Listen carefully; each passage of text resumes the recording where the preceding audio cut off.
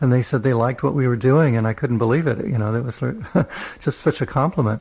And a few months later, Roger received a musical tribute on the new Beatles album, Rubber Soul. Derek Taylor came over with a copy of Rubber Soul, and If I Needed Someone was highlighted. And the message was that he told Derek to tell me that he'd built the song around the riff from Bells of Rimney, which is...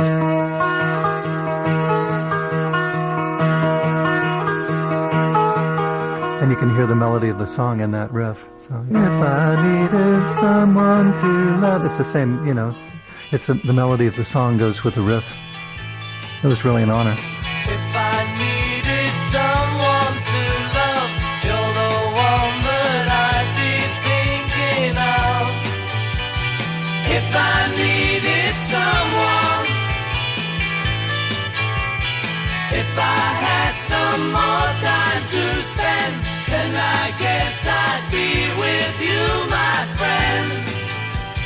If I needed someone, had you come some other day, then it might not have been like this. But you see now I'm too much in love. Carve your number on my wall, and maybe you will get a call from me. If I needed someone,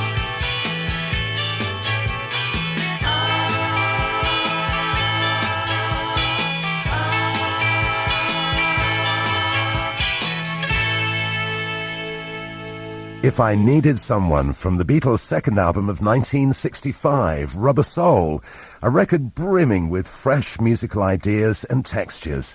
One of the most striking being the sound of an instrument George played on Norwegian wood.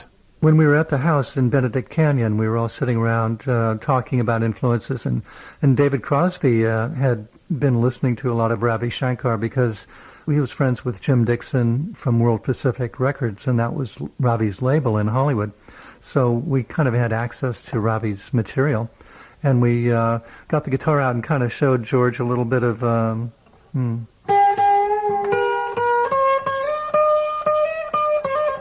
He said, well, what is that? And we said, it's Indian music. So he went back home and checked it out and got really into it.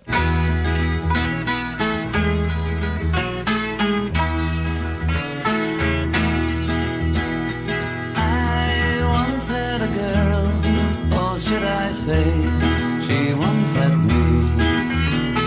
She showed me her room, isn't it good, Norwegian wood. She asked me to stay and she told me to sit anywhere. So I looked around and I noticed there wasn't a chair. Sat on the road, biding my time, drinking her wine. We talked until 2, and then she said, it's time for bed.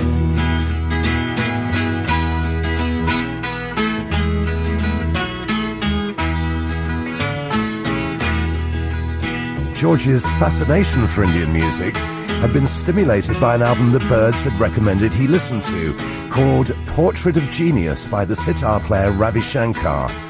Back in London, George met the virtuoso musician at a meeting of the Asian Music Circle.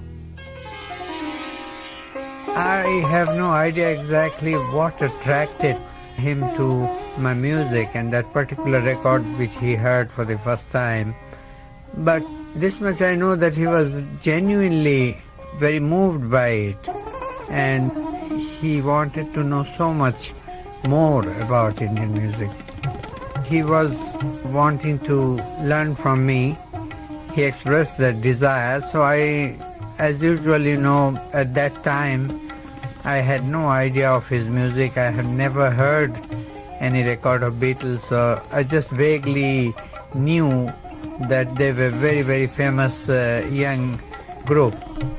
And so I asked him, was he really interested, and would he give time to practice and learn properly our way? and he said he will try his best. So that's how it was arranged, and I met him a few days after that in Isha, where he was living. He had requested me if I could bring Allah Rakha, my accompanist on tabla. So we arrived there and I played for him for about an hour, I suppose. I remember that he had John and Ringo with him. I don't remember Paul exactly. But that was, something which was very inspiring for me to see young musicians who are very famous at the same time to be interested in my music.